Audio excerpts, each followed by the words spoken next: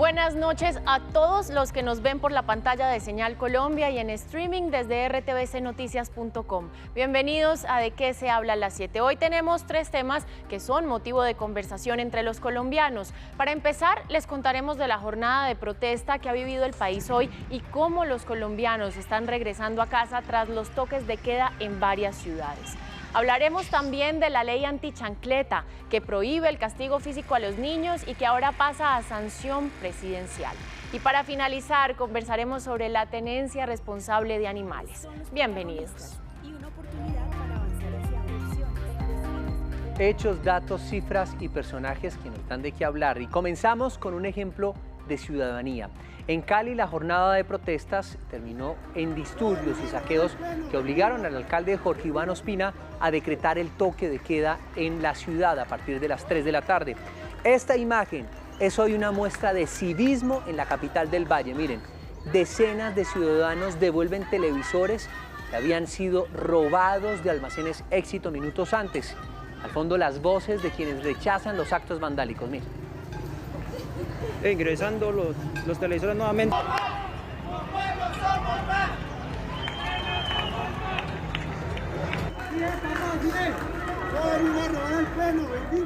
Bueno, es que los buenos somos más, como dicen por ahí, José Fernando. Y aquí otro ejemplo ciudadano: grupos de manifestantes impiden que un almacén del centro de Cali sea asaltado por la delincuencia que se infiltró en las marchas de hoy en la capital del Valle. No, que intente robar pata y le damos. Pata a los ladrones. Sin robar, sin robar, sin robar, sin robar, sin robar, sin robar, sin robar, sin robar. Las manifestaciones en todo el país iniciaron cerca de las 7 de la mañana con total calma. Miremos ahora, por ejemplo, ciudad por ciudad, cómo transcurrió la jornada. En Medellín, por ejemplo, la primera movilización partió del barrio Pedregal hacia el Parque de los Deseos a las 6 de la mañana. El trayecto transcurrió con normalidad. Durante estas primeras horas no se registraron alteraciones al orden público. Hacia las 10 de la mañana ya inició la gran movilización desde el Parque de los Deseos al Parque de las Luces. Estudiantes de la Universidad Nacional bloquearon la vía en ambos sentidos. Y en Cali, la jornada de paro inició con el derribo de la estatua de Sebastián de Belalcázar. Como les comentamos al inicio de este bloque, también se registraron bloques en vías del norte de la ciudad que conducen a municipios como Yumbo y Palmira. Por este hecho, la terminal de transporte suspendió sus servicios. A las 8 de la mañana inició además la concentración en el Parque de las Banderas y el Mío tuvo que frenar su operación en 30 rutas por los desmanes de manifestantes que destruyeron varios buses del sistema. Algunos vándalos saquearon un almacén de cadena, por lo que el alcalde adelantó el toque de queda extendido desde las 3 de la tarde de hoy. En Barranquilla también madrugaron a las jornadas de protesta en bicicleta, moto y a pie. Se vieron habitantes de este sector de nuestro país. Los atlanticenses salieron a manifestarse contra las políticas del gobierno nacional. La manifestación transcurrió en normalidad. Sin embargo, hubo afectación al servicio de Transmetro por algunas horas. Y anoche se dio a conocer un fallo del Tribunal Superior de Cundinamarca que ordenaba suspender todas las protestas organizadas para el día de hoy. Asimismo, suspendió las protestas del Día del Trabajo del próximo 1 de mayo. Sin embargo, los organizadores de las marchas desconocieron el fallo y salieron a marchar en diferentes ciudades del país. Hoy hemos invitado al doctor Juan Manuel Charri, abogado constitucionalista, para que nos explique un poco más sobre este fallo. Bienvenido, doctor Charri, a De qué se habla a las 7. Mire, el fallo busca proteger los derechos a la salud, a la vida y a la salubridad pública, pero el derecho a la protesta pues también es legítimo. Entonces, ¿qué hacer en estos casos? ¿A cuál se le debe dar prioridad? Daniela y televidentes, muy buenas noches. A ver, las decisiones que se han venido adoptando tanto por las autoridades administrativas como por algunas judiciales le ha dado preferencia al cuidado de la salud y se han avalado o tomado decisiones que restringen la libertad de locomoción, las actividades económicas, el ejercicio del deporte, entre otras.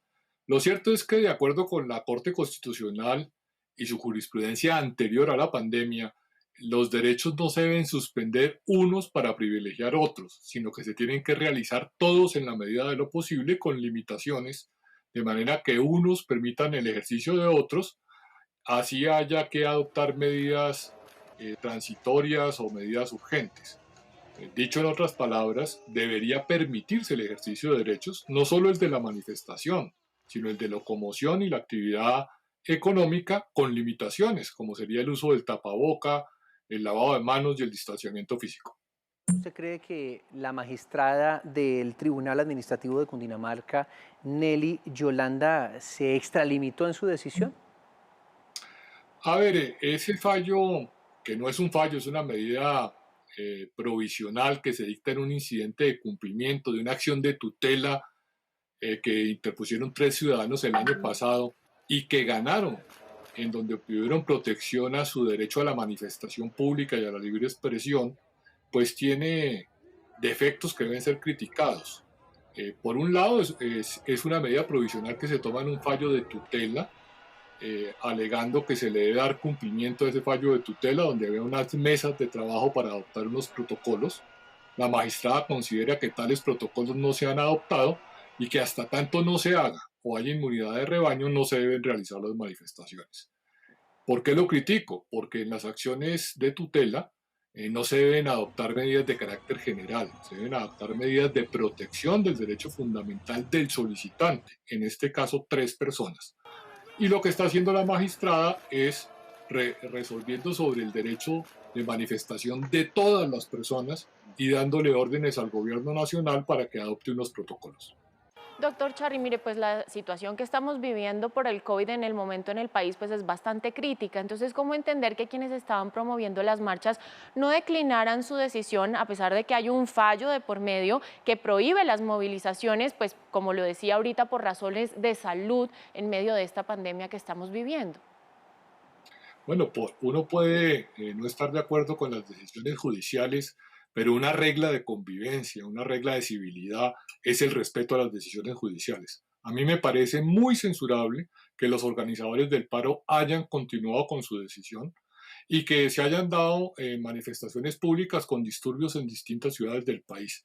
Eso lo que muestra es que no hay civilidad, que se están ejerciendo derechos con excesos y violación de derechos de otros y que se debe tener respeto a la justicia. Con respecto a eso que usted nos está diciendo, doctor, es cierto que protestar es un derecho, pero también hay que reconocer que el Tribunal Administrativo de Cundinamarca pues emitió lo que se podría llamar una orden que se debería acatar. Lo que pasó hoy podría considerarse como una violación a esa decisión. ¿Cuáles podrían ser las consecuencias si existen para las entidades promotoras o para los ciudadanos? Pues sin duda es un desacato a la orden judicial. Lo que pasa es que la orden en principio está destinada al gobierno nacional, a la alcaldía de Bogotá y a la fuerza pública.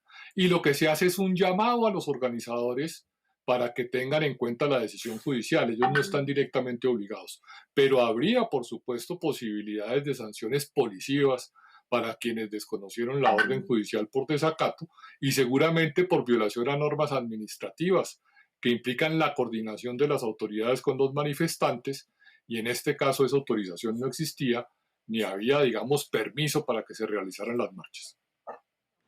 Bueno, hay algunos que han dicho que esto se podría considerar un choque de derechos. ¿Y ahí cuál es la mitad? ¿Cuál sería, cómo mediar ante esta situación? Bueno, lo primero que hay que decir es que no hay derechos absolutos. Todos los derechos tienen limitaciones. La primera limitación son los derechos de los demás, el orden jurídico, el interés público, y hay derechos regulados por leyes estatutarias. El derecho a la manifestación pública, como el derecho de locomoción o como el derecho a la salud o cualquier otro derecho, tiene limitaciones y en este caso existen. Una de ellas es que hay una orden judicial dictada en virtud de protección de los derechos a la salud, no solo de los manifestantes, sino de las demás personas de la comunidad. En ese orden de ideas, ese derecho tiene limitaciones y la orden judicial prevalece sobre la decisión de los manifestantes. Bueno, doctor Juan Manuel Charri, abogado constitucionalista, muchas gracias por estar con nosotros en De qué se habla a las 7. Gracias. Feliz noche. Y esta fue una de las primeras imágenes que se conocieron al comenzar la jornada de paro en la ciudad de Cali. Un grupo de indígenas de la comunidad Misak del departamento del Cauca derrumbó el monumento del fundador de la ciudad, Sebastián de Belalcázar.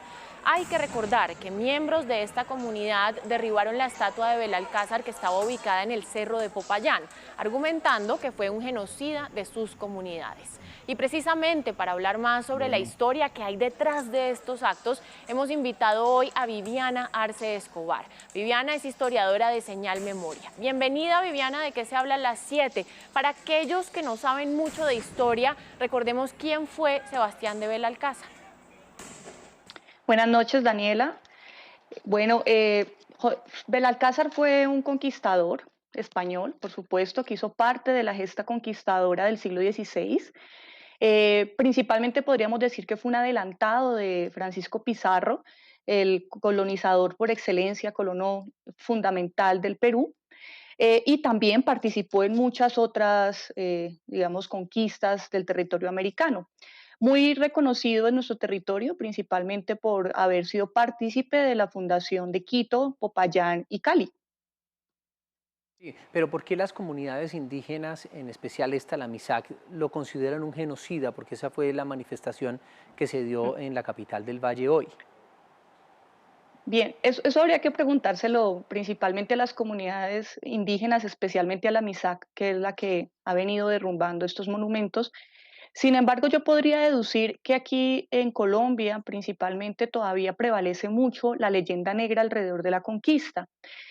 Nos vendieron una idea de buenos y malos con la historia en particular, ¿no? Entonces, pensemos que por muchos años, cuando recién empiezan a construirse los libros de historia, inicialmente se hablaba de una leyenda rosa, donde habían unos buenos y héroes españoles que vinieron a salvarnos de unos salvajes indígenas.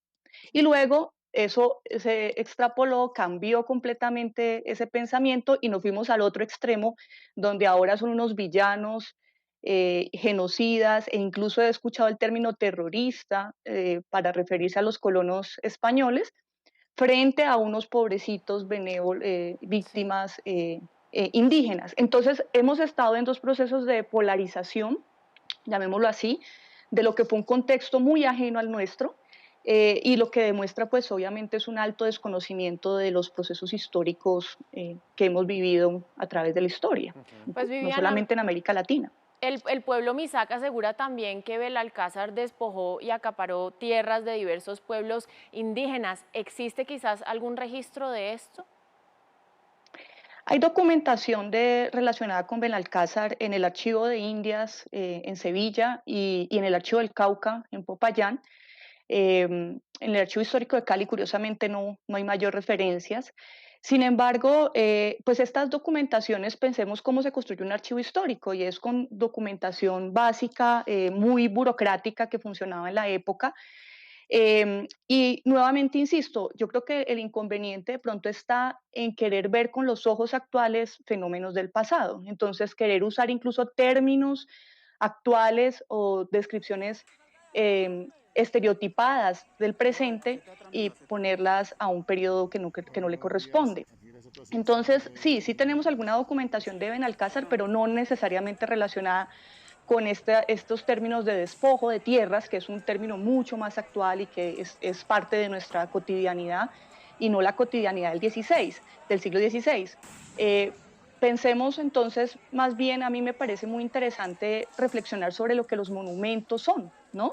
Finalmente, pues por mucho tiempo, digamos, los monumentos se crean en Colombia principalmente sobre finales del siglo XIX y principios del siglo XX, con una intención de rescatar y de rememorar personajes históricos, y luego tenemos una etapa donde la gente no tiene ni idea quiénes son esos personajes que están ahí representados. Yo creo que si hiciéramos encuestas y saliéramos a las calles y nos paramos sobre X o Y monumento, esos monumentos no le dicen absolutamente nada a nadie.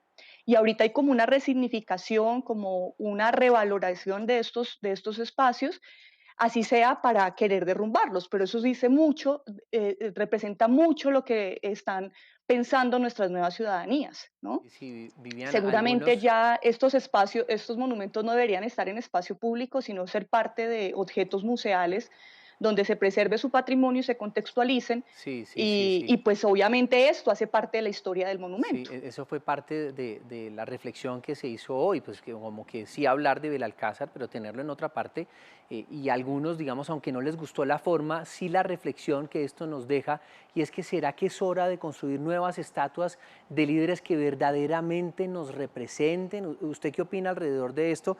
Porque pues se abrió, digamos, como esa puerta y esa gran polémica, porque dicen Cali es una ciudad negra, una ciudad diversa, y pues Belalcázar no nos representa. Claro, ahora hay que ver, ¿no? Este monumento de Cali, a diferencia del de Popayán, tiene mucha connotación turística. Incluso por muchos años el Belalcázar ha sido una especie de postal de Cali. Ahorita habrá que pensar, seguramente el Gato de Tejada cumplirá más ese rol ahora con el derrumbamiento de la escultura. Y efectivamente, o sea, yo creo que el punto es, yo creería que no estamos en una sociedad en este momento que esté interesada en crear héroes, o por lo menos monumentos de figuras emblemáticas, ¿no? Y esto lo hemos estado viendo en otras partes del mundo, o sea, finalmente los monumentos pasaron del olvido a la resignificación, pero la resignificación de no los queremos. Ahora, obviamente hacen parte del patrimonio cultural, entonces no se trata de su destrucción total. Una anécdota que me parece muy interesante para tener en cuenta es, por ejemplo, en plena guerra, los reyes españoles llegan y conquistan Granada y lo primero que dice la reina es: déjenlos a los musulmanes sin comida, desabastecidos, que terminen obligando, se vean obligados a entregar la ciudad, pero no vamos a dañar la Alhambra, no vamos a destruir la Alhambra. Y en esa época, en el siglo XV, nadie estaba pensando en patrimonio cultural, pero era el monumento arquitectónico tan llamativo que la reina dijo, por favor, no lo toquemos. Entonces, finalmente es eso, o sea, lo que yo pensaría es que lo que hay que hacer es estos espacios públicos convertirlos en otra cosa, pero no se trata, el derrumbamiento es muy simbólico, pero hay que pensar el ahora qué vamos a hacer con estos monumentos. Y bueno, Cali, por ejemplo, está en mora de tener un museo histórico de la ciudad. Entonces, qué bonito que esta fuera su primera pieza maestra, donde se contara la historia de Benalcázar, ojalá sin juzgamientos de un lado o de otro, sin ponerlo como un héroe o un villano, sino contextualizarlo en su época y que se convierta en un elemento más de la historia de la ciudad. Pues sin duda alguna esto es un llamado también a la reflexión y a conocer un poco más de nuestra historia y, como lo decía Viviana, de la contextualización de los sucesos. Pues muchísimas gracias, Viviana, por acompañarnos en De Qué se habla a las 7. No, a ustedes, que tengan una feliz noche. Mire, buenísimo, se entera uno y aprende también. Todos los días, eso es fundamental, aprender un poco todos los días y aprender de nuestra historia. Genial, y a ustedes los invitamos a que compartan sus impresiones con el numeral Hablemos de en @RTVC Noticias. Estamos en Twitter, en Facebook, en Instagram. Ya volvemos. Ya volvemos.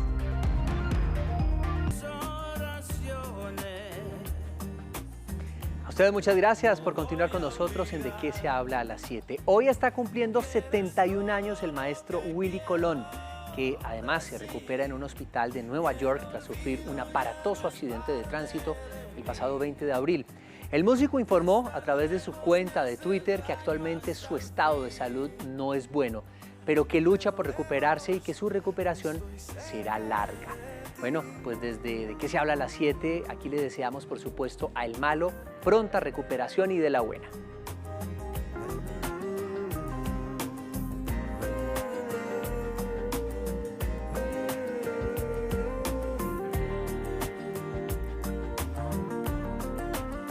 Estar lejos me hace daño sin ti. Estar siempre a tu lado es mi fin. Ayer, 28 de abril, el Consejo aprobó la conciliación de ley que prohíbe el castigo físico a los niños, niñas y jóvenes, así como cualquier acto de crueldad en su contra. La política pública busca promover otras alternativas diferentes al castigo físico, en donde debe primar el valor y el respeto hacia los niños. Ahora nos conectamos con Harry González, representante de la Cámara por el Partido Liberal y autor del proyecto. Gracias por acompañarnos en De Qué se habla a las 7, representante. ¿Cuál es el objetivo de esta ley y además qué diferencia o aporte adicional tiene con las ya establecidas de violencia intrafamiliar y maltrato infantil. José Fernando, saludo especial. Daniela, el Congreso ha aprobado ya la conciliación y pasa a sanción presidencial. Esta será una ley de la República en los próximos 15 días. El objetivo fundamentalmente es prohibir el castigo físico como método de corrección en Colombia. Es decir, se mantiene la facultad de corregir que está en cabeza de los padres a los niños y a las niñas en nuestro país, pero se le establece un límite. El límite es el castigo físico, los tratos crueles, humillantes y degradantes. Esta es una legislación novedosa en Colombia. Es histórico que aprobemos este proyecto de ley que va a ayudar a transformar un criterio cultural que hay en nuestro país, donde se cree que para educar bien a un niño hay que castigarlo físicamente. Y es una ley que tiene una diferencia notoria con las leyes que están vigentes del maltrato infantil y de la violencia intrafamiliar, en el sentido de que la prohibición del castigo físico no tiene sanción, no tiene ningún tipo de sanción, ni administrativo, ni civil, ni penal. Es simplemente una transformación cultural en el marco de esta prohibición que desarrolla una política pública que trae la ley. Representante, pero si esta ley no es sancionatoria, como usted lo dice, ¿cómo se va a garantizar el cumplimiento de la misma? Esto va a requerir mucho tiempo. Necesitamos que las familias colombianas le den la vuelta a lo que está ocurriendo actualmente. Actualmente la mayoría de familias en Colombia utilizan como método de corrección el castigo físico. Los papás y las mamás colombianas en su gran mayoría piensan que la única forma de corregir a un hijo es pegándole. Nosotros vamos a requerir tiempo para que esto cambie todo está en el marco de una política pública que es un mandato de la ley que se llama la Política de Estrategia Nacional Pedagógica y de Prevención, que la va a construir el Estado colombiano. Ahí se dice qué agencias deben construirla, tiene un plazo de 6 meses para construirla y empezamos a enviar una comunicación masiva en medios de comunicación nacional.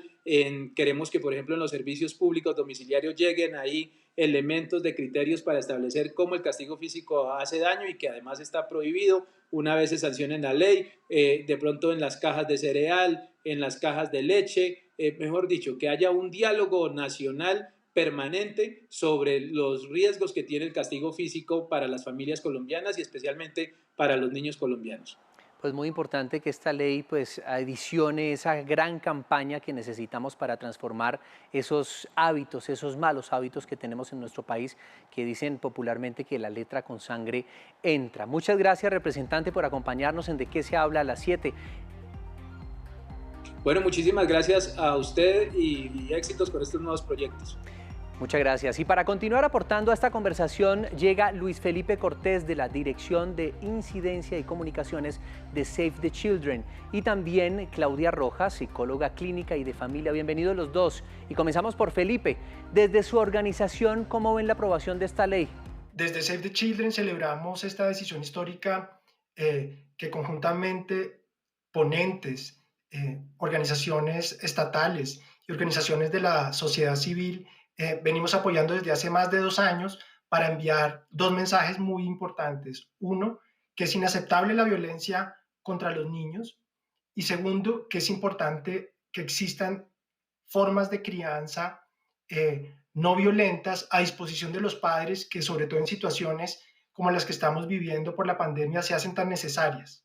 Estos 2 mensajes nos ponen a Colombia junto con ya más de 63 países que vienen desarrollando este tipo de iniciativas y que toman un tiempo para hacer este cambio cultural, que como por ejemplo en el caso de Suecia lo empezaron desde 1979 y ya se ven los resultados en unas nuevas generaciones con un desarrollo emocional y una situación más estable y tranquila para las familias.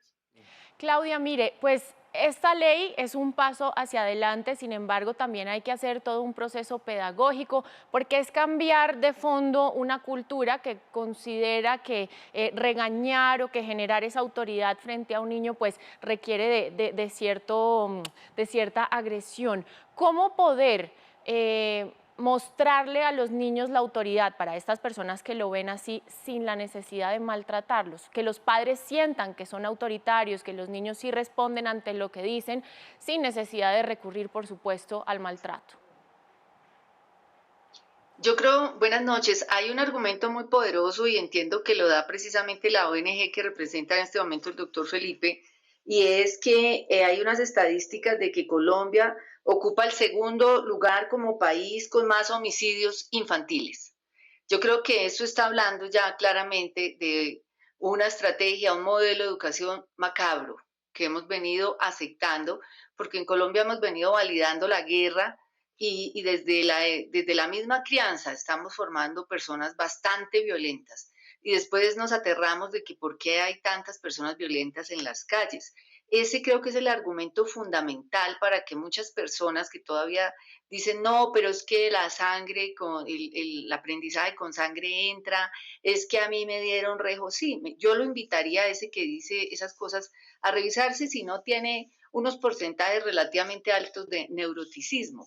Desde el punto de vista de la psicología, este tipo de crianza genera enfermos mentales, genera personas con trastornos que pueden ir desde la esquizofrenia, la psicosis, hasta las adicciones. Muchos de nuestros adictos, que no son pocos, tienen unos hogares donde fueron muy golpeados, muy maltratados, y dentro del castigo y dentro del maltrato físico dentro de la patada y la cachetada y todo eso está la descalificación. Eso no se dice mudo, eso no se hace mudo, eso se le dicen palabras que lo ofenden, se le amenaza con el abandono, se le invalida, se le rompe toda esa estructura de paz que debe brindar el hogar para que la salud mental de la persona pueda avanzar. Si quieres, ahondo un poco en el tema. Sí, imagínese el daño tan profundo, Daniela y televidentes, que se le ha venido haciendo no solamente a nuestros niños, sino a nuestra sociedad completa. Felipe, todas las niñas y niños pues tienen derecho a un presente y un futuro. ¿Cómo garantizarle esto a nuestros más pequeños en un país como el nuestro? Como ya nos decía la doctora Claudia, pues en donde se vienen presentando este tipo de maneras de crianza con tantas además dificultades económicas y sociales. Sí, lo primero es reconocer que es una corresponsabilidad del Estado, de las familias y de la sociedad proteger a los niños y tenerlos como un bien supremo, su interés superior y la posibilidad de trabajar para su desarrollo, porque son el futuro.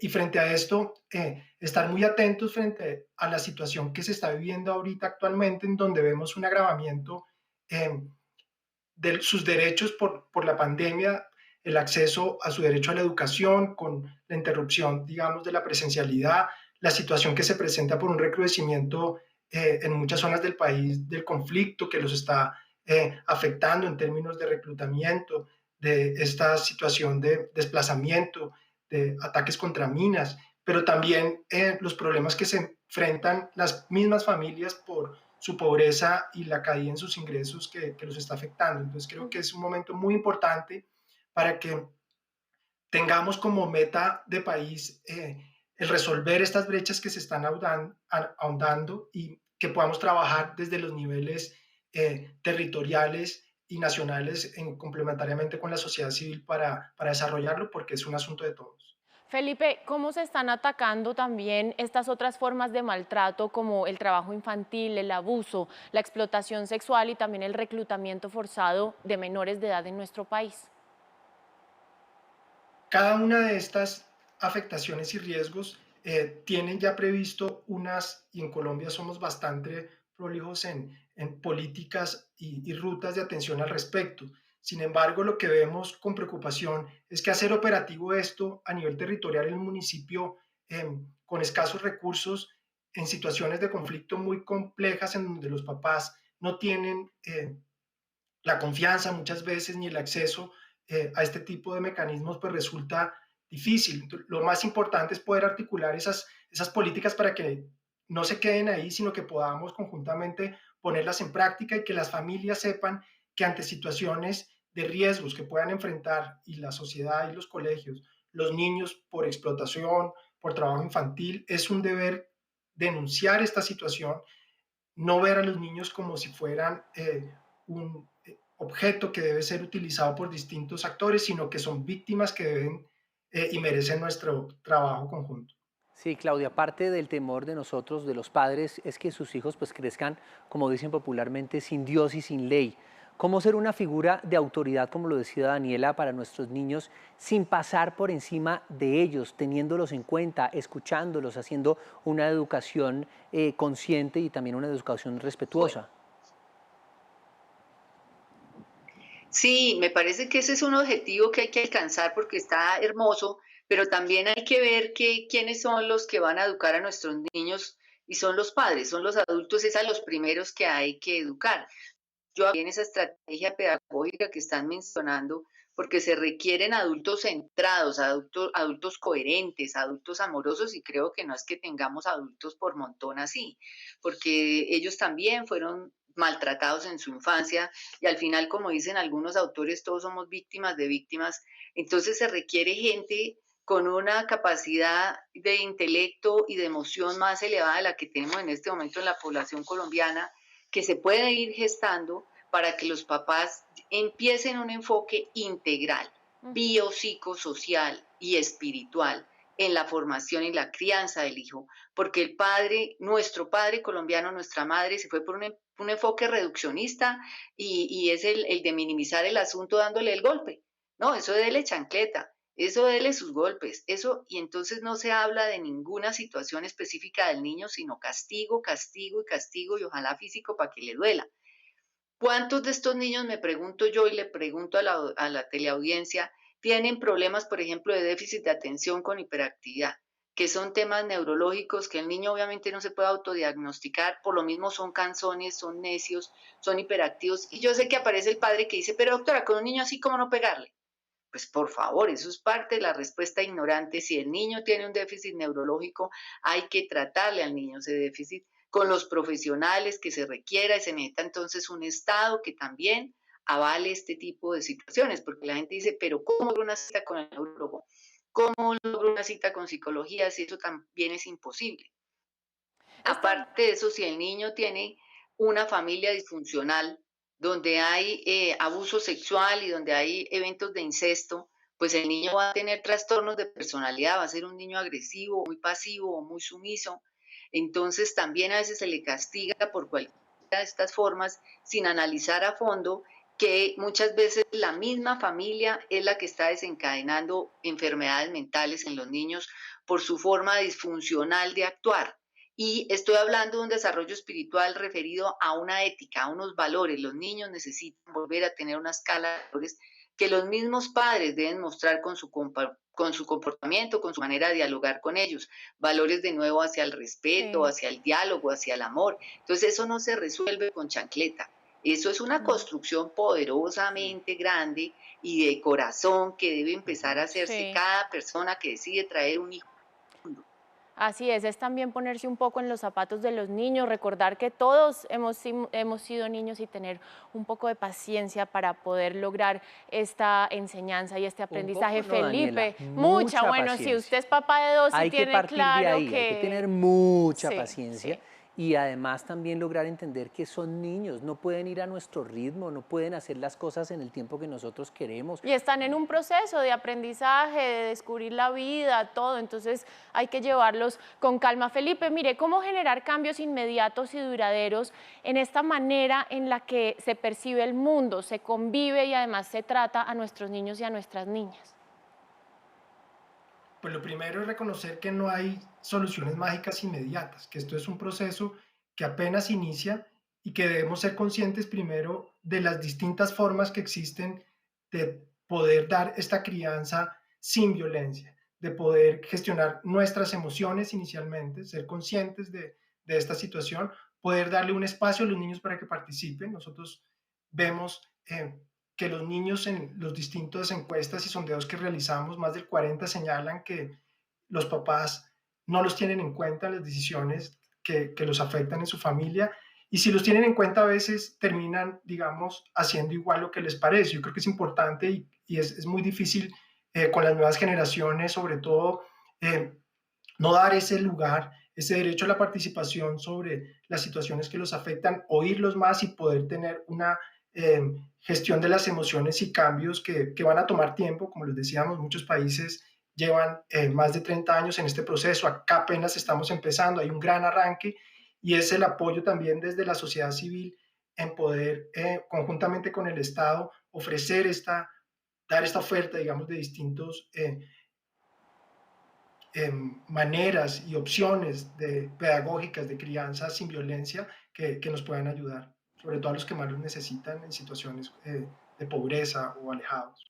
Venimos de una educación del premio y el castigo y hemos escuchado ya en varias ocasiones que es necesario pasar de los castigos a las consecuencias, pero a veces hacer ese cambio de chip no es muy fácil. ¿Cómo lograr entonces hacer ese tránsito para respirar, para empezarnos también como padres a conocernos mejor, a entender que es un niño, como lo veníamos hablando acá, a esperar que ellos no vayan a nuestro ritmo, pero que ellos también vayan cogiendo conciencia de la necesidad de que si tú haces algo, eso tiene una consecuencia inevitablemente?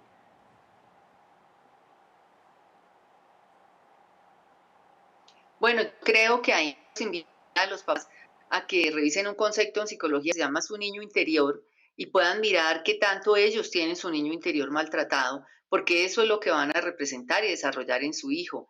Y entonces desde esa conciencia decir, yo no quiero que a mi hijo le pase lo mismo porque yo como adulto soy inseguro, tengo miedos, he cometido demasiados desaciertos, si alguien me hubiera dado más afecto, si yo hubiera podido ser un chico más tranquilo, si me hubieran reconocido mis capacidades a tiempo, yo no estaría en este empleo, yo no estaría actuando en esta vida así, o yo no hubiera traído un hijo sin amor. Entonces es la primera reflexión a la que invito a todos los papás, para que desde ese ánimo digan, sí, nos toca empezar a conocer un contenido y una conversación que tenemos los seres humanos con nosotros mismos dentro de nuestra psiquis y que tiene que ver con la manera como fuimos criados, con el entorno y desde ahí, con una reflexión profunda, empezar a hacer los cambios que se requieren para que seamos una mejor nación. Entonces, dentro de esas reflexiones y dentro de esos cambios tendrán que darse cuenta que los límites son necesarios, que podemos dialogar amorosamente, pero también tenemos que poner límites, que una conversación pausada, firme, amorosa, ayudaría bastante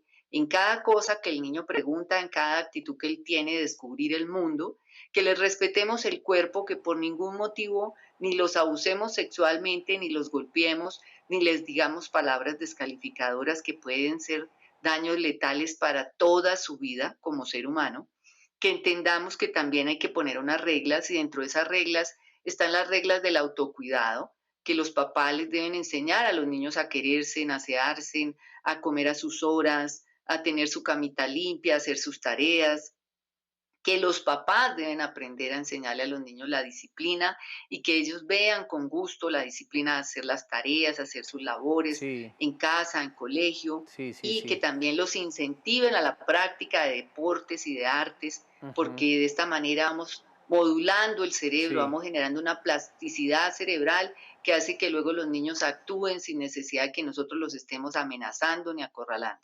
Sí, pues muchísimas gracias. Hay gente, y uno escucha en la calle personas que dicen, eso a mí me dieron duro y no me pasó nada. Realmente, y quiero invitarlos a hacer esta reflexión, ¿no les pasó nada? Hoy en día se encuentran con ese niño interior, como dice la doctora Carolina, y piensan que realmente no pasó nada con su emocionalidad. Hay que empezar a trabajarnos nosotros mismos para poder tener y darle ejemplo a nuestros hijos. Agradecemos a Felipe Cortés de la Dirección de Incidencia y Comunicaciones de Save the Children y también a Claudia Rojas, psicóloga clínica y de familia, por acompañarnos aquí en De Qué se habla a las 7. Nosotros vamos ahora a una pausa y ya regresamos. Recuerden que los leemos en el numeral Hablemos de por RTVC Noticias, @RTVC Noticias en Twitter. Ya volvemos. Regresamos a De Qué se habla a las 7. Gracias por seguir conectados con nosotros. Hoy hablaremos en nuestro último bloque sobre la tenencia responsable de mascotas en nuestros hogares. ¿Cuáles son los compromisos, obligaciones y condiciones que debemos asumir para asegurar su bienestar? Pues hemos invitado a Andrea Millán, ella es líder de Cultura Ciudadana del Instituto Distrital de Protección y Bienestar Animal. También Daniel Bastidas, veterinario y etólogo. A los dos, muchas gracias por acompañarnos en De Qué se habla a las 7 y comienzo con Andrea. La pandemia ha llevado a varias personas a buscar una mascota pero pues obviamente falta generar conciencia sobre la gran responsabilidad que esto conlleva. ¿Cuáles son los principios básicos para garantizar su bienestar? Bueno, tú has dicho algo muy importante y es que antes de llevar un animal a casa hay que analizar muy bien las condiciones de vida, las dinámicas familiares que nos permitan garantizar esas condiciones de bienestar animal. Tenemos que pensar en espacios adecuados, en roles definidos de cada uno de los miembros de la familia para el cuidado de los animales, en pensar de que hay un gasto mensual para la manutención, para el cuidado médico veterinario, no solamente para curar enfermedades, sino para prevenirlas. El tema de vacunación, de desparasitación, alimento adecuado para la especie, el generar procesos de educación, de vínculo humano-animal, que permitan a los animales expresar su comportamiento natural. En fin, son muchos factores, muchos temas importantísimos para garantizar el bienestar y, por supuesto, la tenencia responsable de animales de compañía. Daniel, mire, pues hay muchas personas que a veces no saben qué hacer con sus mascotas porque tienen ciertos comportamientos que quizás para nosotros los humanos pues son extraños. ¿Cómo lograr una buena adaptación y educación para lograr también una sana convivencia tanto de los humanos como de los animales en un espacio? Hola, buenas noches, ¿cómo están? Bueno, es muy importante para tener una buena adecuación en nuestros animalitos a nuestros nuevos hogares, al vínculo humano-animal. Primero, conocer un poco de la especie que vamos a adoptar, entonces ya sea gato, ya sea perro. Es muy importante conocer cuáles son sus requerimientos comportamentales, medioambientales, físicos, de salud, si son dependiendo, digamos, de pelo largo, pelo corto, qué requerimientos de limpieza, de cuidado requieren este tipo de perritos, si hay algún tipo de enfermedades que tengamos que tener en cuenta, digamos, genéticos propios de la especie, que pues tenemos que ir chequeando con el tiempo. Desde la parte del comportamiento, también tenemos algunos comportamientos que son heredados de acuerdo a la raza. Cuando tenemos animalitos que no tienen raza, que son, digamos, criollos mixtos, tenemos que tratar de asemejar hacia qué razas se pueden tener para colocar, pues, digamos, un estándar de pronto qué comportamientos se pueden desarrollar.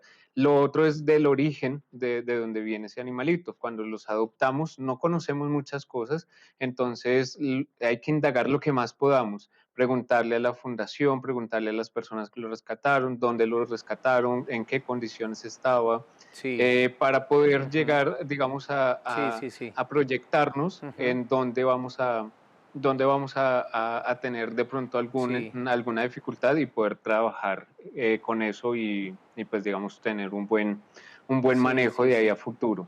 Sí, claro, es que no es fácil tener una mascota, es una gran responsabilidad y con esto sobre todo hay muchas personas que no lo tienen en cuenta, que creen que es simplemente un perrito para que me acaricie, para acariciarlo o un gato también para verlo, consentirlo y listo. Hay una gran responsabilidad detrás de la manutención de una mascota en nuestro hogar. Hay quienes creen además que los animales no sienten y por eso vemos tanto maltrato y abandono. ¿Qué opina usted, por ejemplo, Andrea, al respecto? ¿Los animales pueden sentir y percibir nuestros comportamientos negativos hacia ellos? Por supuesto, los animales son seres sintientes, así como nosotros los animales humanos. Los animales, al poseer un sistema nervioso, ¿cierto?, central, tienen toda la capacidad de percibir absolutamente todo lo que los rodea, son inteligentes, tienen unas capacidades y unas habilidades excepcionales que los hace únicos e irrepetibles. Y eso creo que es lo más importante en la tenencia responsable y en el respeto que ellos requieren, que merecen, ¿cierto? Al reconocer esa sintiencia, pues digamos que nosotros como animales humanos y como cuidadores y tenedores responsables, pues tenemos que empezar a generar una serie de pautas afirmativas de comportamientos que propicien y promuevan el bienestar animal, ¿cierto? Y no que deterioren las condiciones o ese bienestar animal. ¿Cuáles son? Pues permitir, como lo decía anteriormente, permitirles ser los animales que son, ¿cierto? Garantizar una alimentación adecuada, no generarles situación que les cause angustia, que les cause estrés. Dejarlos, por ejemplo, amarrados en una terraza, en una azotea, son graves actos de maltrato animal que poco a poco van deteriorando esa animalidad, van deteriorando el comportamiento.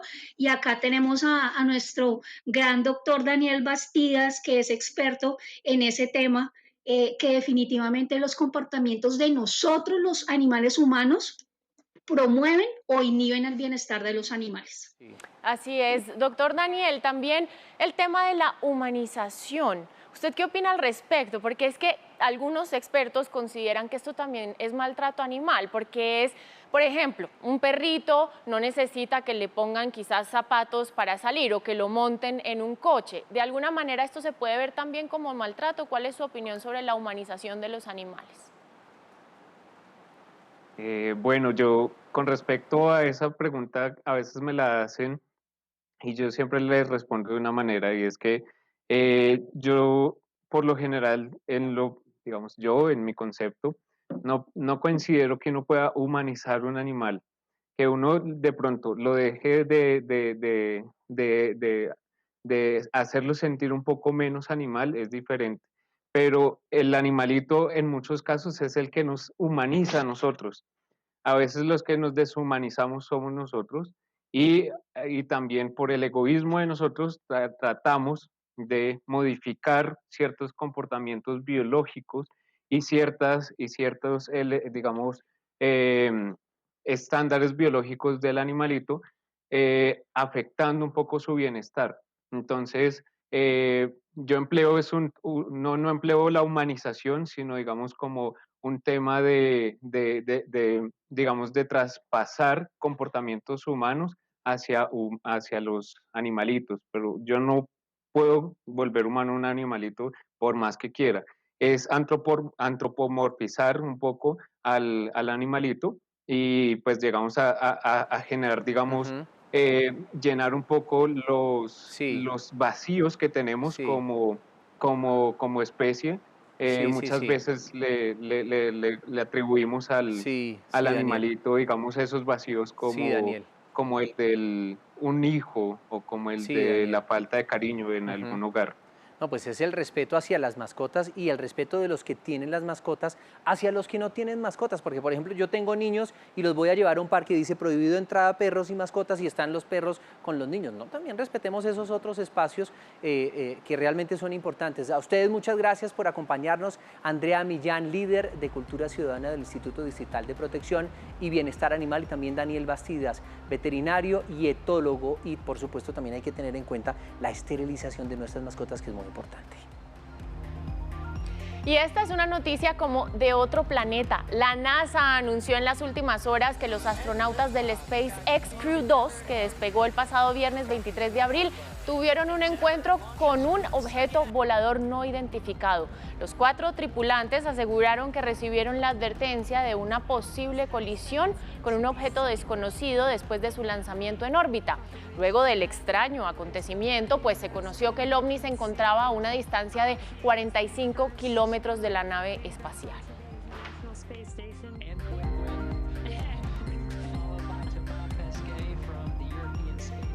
Bueno, y terminamos con este tema deportivo, porque ayer comenzó la Liga Nacional de Baloncesto, en la que participaban 10 equipos, y además pues cuenta con 9 fechas, todos contra todos. El partido de hoy tuvo que ser aplazado por la situación de orden público que se vive en la capital del Valle. Pero para conocer un poco más sobre esta liga, hemos invitado a Mauricio Luque, periodista de deportes de RTVC Noticias.